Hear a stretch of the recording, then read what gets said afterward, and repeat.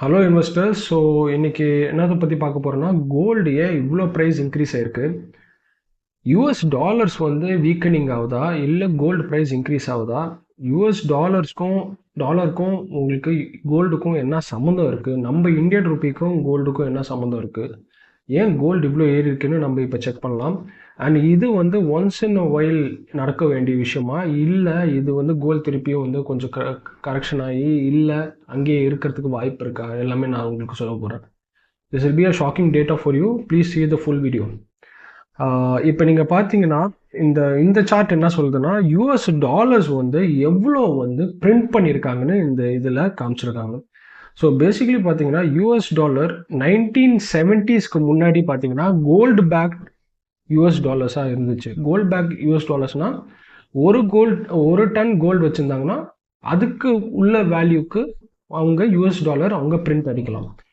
But 1970s என்ன பண்ணாங்கன்னா, நிக்சன்னு சொல்லிட்டு ஒருத்தவர், அவர் வந்து டாலரையும் கோல்டையும் டீலிங்க் பண்ணிட்டாரு. டீலிங்க் பண்ணதுனால தான் அது ஃபியட் கரன்சியாக மாறிடுச்சு. ஸோ வந்து ரிசர்வ் பேங்க் வந்து அங்கே இருக்கிற ஃபெடரல் ரிசர்வ் பேங்க் வந்து அவங்க எவ்வளோ வேணாலும் பிரிண்ட் பண்ணலாம் மணி.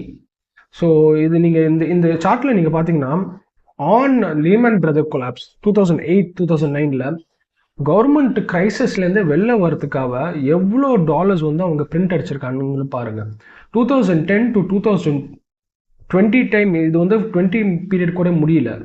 ஸோ ஆல்மோஸ்ட் வந்து உங்களுக்கு பில்லியன்ஸ், 2800 பில்லியன்ஸ், இப்போ வந்து ட்ரில்லியன்ஸில் இருக்குது. அவங்க ஆல்மோஸ்ட் அவ்வளோ பிரிண்ட் அடிக்கிறாங்க.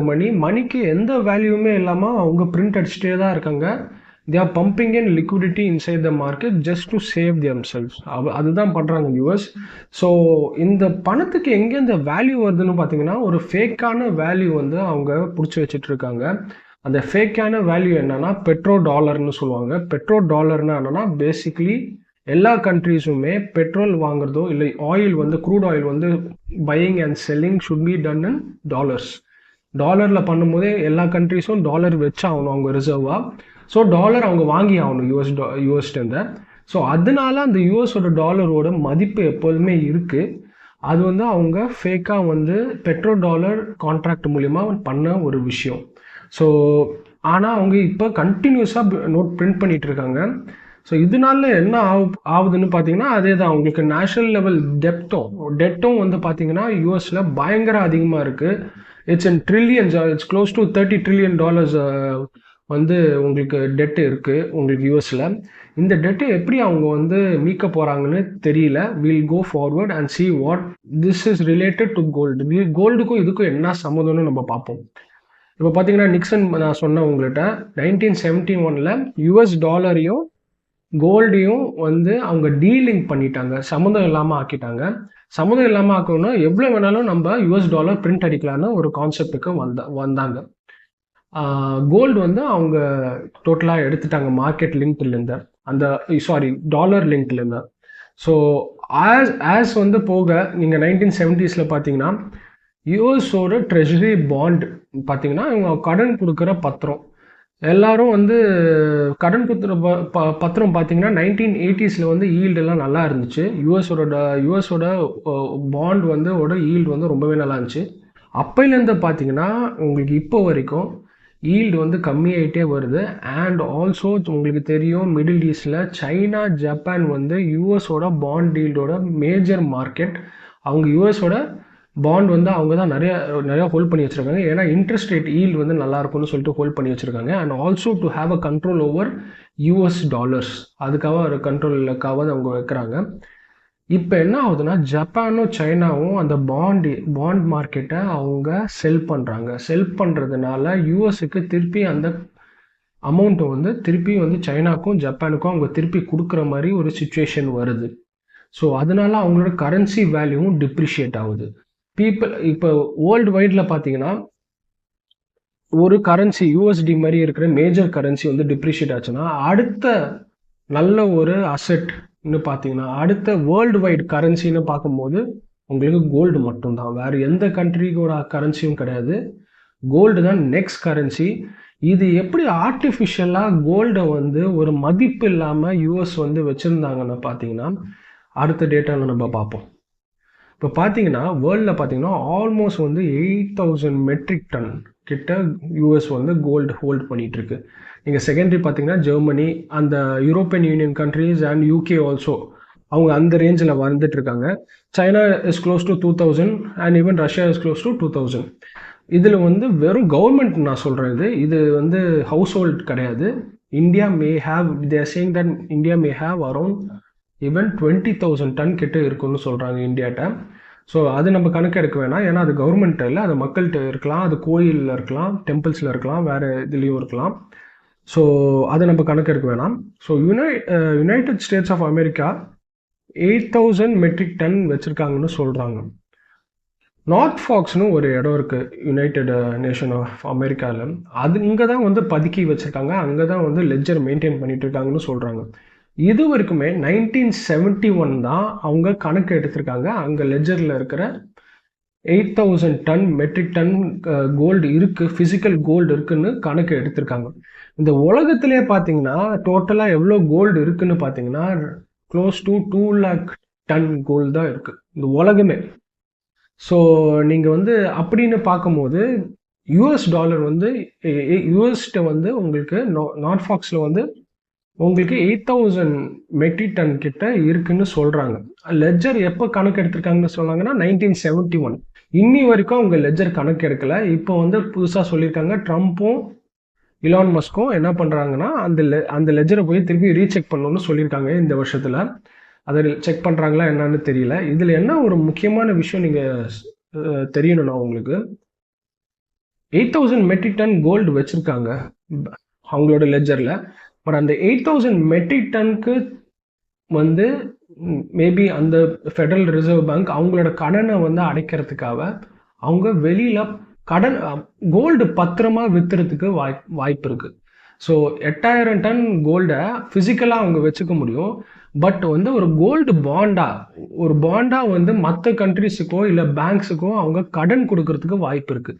அது அவங்க கோல்டு ஃபிசிக்கலாக வந்து கேட்கணும்னு அவசியம் இல்லை. அந்த கோல்டு இந்த அளவுக்கு 1000 டன் கோல்டு வந்து இந்த பேங்க்குக்கு நான் வந்து கடனாக கொடுக்குறேன்னு சொல்லிட்டு அவங்க ஒரு பாண்டா போட்டு ஒரு பத்திரமா கொடுக்க முடியும்.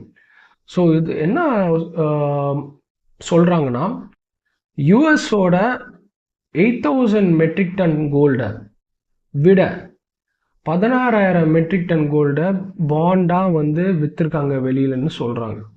ஜஸ்ட் டூ எதனால இது விற்றுருக்காங்களோ அதுவும் நான் சொல்கிறேன். ரீசன் என்னன்னா, யூஎஸோட கரன்சி வேல்யூ டிப்ரிஷியேட் ஆகாமல் வச்சுக்கிறதுக்காக கோல்டை விற்றுருக்காங்க.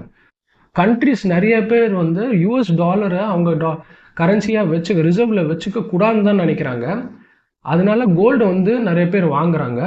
பட் ஆனால் வாங்கும் போது கோல்டோட ப்ரைஸ் வந்து எங்கேயோ போகிறதுனால யூஎஸ் டாலர் மதிப்பு இல்லாமல் போயிடும்னால அவங்க ஆர்டிஃபிஷியலாக கோல்டை வந்து மார்க்கெட்டில் விற்றுட்டு இருந்திருக்காங்க. அதுவும் அவங்கள்ட்ட இல்லாத கோல்டை அவங்க மார்க்கெட்டில் விற்றுருக்காங்க. There is a term for this. அந்த டேர்ம் வந்து எப்படின்னா, you can leverage your physical gold to other ETFs and funds. இப்போ எப்படின்னா, ஒரு ஃபண்டு நீங்கள் கிரியேட் பண்ணுறீங்கன்னா அதுக்கு அண்டர்லைங் அசெட் வந்து கோல்டுன்னு இருக்குது. ஒரு கோல்டு ஃபண்டு இங்கே நீங்கள் பண்ணுறீங்கன்னா அண்டர்லைங் அசெட் வந்து ஒரு கோல்டாக இருக்கணும், ஒரு ஃபிசிக்கல் கோல்டாக இருக்கணும். இப்போ அண்டர்லைங் அசெட் வந்து ஃபிசிக்கல் கோல்டு இல்லாமல் இன்னொன்று ஒரு கோல்டு ஃபண்டாக இருந்துச்சுன்னு வச்சுக்கோங்களேன். நீங்கள் என்ன அர்த்தம்னா, அது நீங்கள் 8,000 டன் ஒர்த்து உள்ள ஒரு ஃபண்டு ஓப்பன் பண்ணி திருப்பி அந்த ஃபண்டு அந்த 8,000 கோடி உள்ள ஒர்த்து உள்ள ஃபண்டு இருந்து இன்னொன்று ஒரு 8,000 கோடி ஃபண்டு நீங்கள் டூப்ளிகேட்டாக உண்டாக்குறீங்க. ஸோ ரியாலிட்டியில் பார்க்கும்போது உங்கள்கிட்ட 8,000 டன் ஃபிசிக்கல் கோல்டு தான் இருக்கும். ஆனால் 16,000 மெட்ரிக் டனுக்கு உள்ள கோல்டு ஃபண்டு வச்சுருப்பீங்க. ஸோ இந்த மாதிரி அவங்க மல்டிப்ளை பண்ணி ஆல்மோஸ்ட் சொல்கிறாங்க 50,000 மெட்ரிக் டன் கோல்டு கிட்ட அவங்க வந்து மார்க்கெட்டில் செல் பண்ணியிருக்காங்கன்னு. அவங்கள்ட்ட இல்லாத கோல்டே அவங்க செல் பண்ணியிருக்காங்க. ஸோ இது எப்படி அவங்க ரிகவர் பண்ண முடியும்? இப்போ மற்ற கண்ட்ரிஸ் என்ன நினைக்கிறாங்கன்னா, இப்போ பார்த்தீங்கன்னா இந்த ரிசர்வ் தான் காட்டுறாங்க. அந்த ரிசர்வும் கோல்ட் ப்ரைஸஸும் இருக்கிற டிஃப்ரென்ஸை காட்டுறாங்க. இந்த நீங்கள் பார்த்தீங்கன்னா 1970 அவங்க லைக் வந்து டோட்டலாக வந்து எதுவுமே இல்லாத மாதிரி காமிக்கிறாங்க. ஓகே, ஸோ ஏன்னா அவங்க லெஜர் இன்னும் கணக்கு எடுக்கல மாதிரி சொல்கிறாங்க. அதுக்கு முன்னாடி நிறையாவே வச்சுருந்தாங்க. அந்த கோல்டு விற்றுட்டு தான் வந்து கரன்சியாக யூஎஸ்டியாக அவங்க கன்வெர்ட் பண்ணாங்க. 1970 தான் வந்து டீலிங் பண்ணாங்க யூஎஸ் டாலரையும் கோல்டையும்.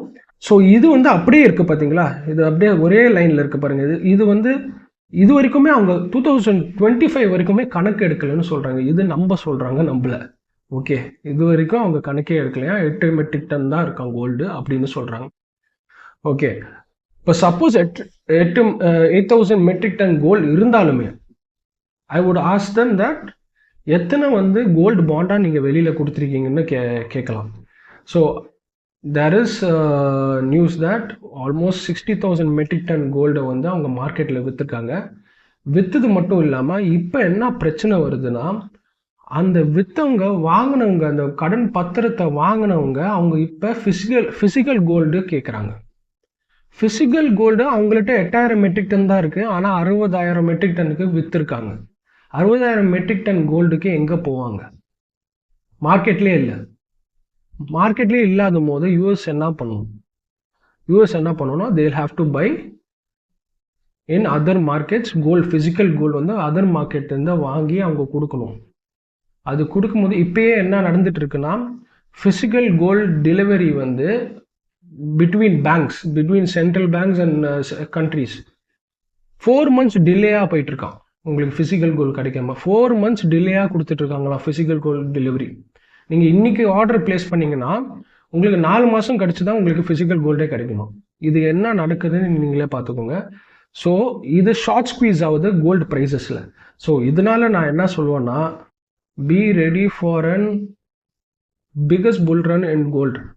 கோல்டு வந்து அந்த மாதிரி ரன்அப் கொடுக்கறதுக்கு வாய்ப்பே கிடையாது. அந்த மாதிரி ரன்அப் இந்த வருஷத்தில் கொடுக்க போகுது.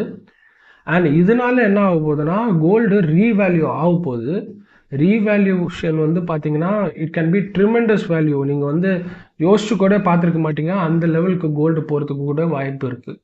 நான் ஒரு எக்ஸாம்பிளுக்கு நான் சொல்லணுன்னா, ஒரு கம்மிங் 5 yearsல உங்களுக்கு கோல்டு வந்து it will be around 25,000 per gram. அதுதான் என்னோட கணிப்பு.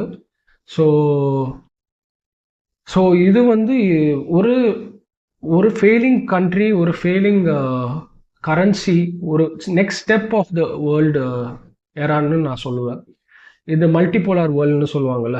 ஸோ யூஎஸ் வந்து எல்லாமே பார்த்துட்டு இருந்துச்சு, ஒரு ஜென்ரேஷன் ஃபுல்லாக அவங்க பார்த்துட்டு இருந்தாங்க. They were taking care. Now it is totally shifting. The world is shifting towards multipolar world. And அவங்க இன்னொன்று ஒரு லீடர் இருக்கிற வரைக்கும் they will not use US dollars. US dollar வந்து கொஞ்சம் கொஞ்சமாக கம்மியாகிட்டே போகும், அவங்களோட யூசேஜ் வந்து கம்மியாகிட்டே போகும். They will be going back to gold standard. Maybe நிறைய கண்ட்ரிஸ் கோல்ட் ஸ்டாண்டர்டுக்கு போகிறதுக்கு வாய்ப்பு இருக்குது. ஆனால் இது இப்போதைக்கு நிற்காது. Coming 5 years gold will keep on going up. But what I prefer is gold வந்து ஒரு 12, 13, 14% வருஷத்துக்கு போகும். அதுதான் நான் சொல்ல வரேன். I am not saying it can go per இயருக்கு 50 or 30% அப்படி போகணும்னு நான் சொல்ல வரல. It can actually be equal to an equity market return. அந்த மாதிரி ரேஞ்சில் கூட இருக்கிறதுக்கு வாய்ப்பு இருக்குதா. So you just need to listen and have good asset allocation in your portfolio. உங்கள் போர்ட்ஃபோலியோவில் எல்லாமே டைவர்சிஃபைடாக இருக்கணும், கரெக்டான டைவர்சிஃபிகேஷன் இருக்கணும். எப்போ கோல்டு வந்து நல்ல வேல்யூவில் இருக்கும், மார்க்கெட் நல்லா கரெக்ஷன் ஆகிருக்கும், you should try to shift some profit towards your equity portfolio. அதே மாதிரி ஈக்விட்டிலேருந்தையும் கோல்டுக்கும் மாற்றுறதுக்கு பண்ணணும் நீங்கள். So thank you. இது உங்களுக்கு இன்ட்ரெஸ்டிங்காக இருக்கும்னு நினைக்கிறேன் இந்த இன்ஃபர்மேஷன்.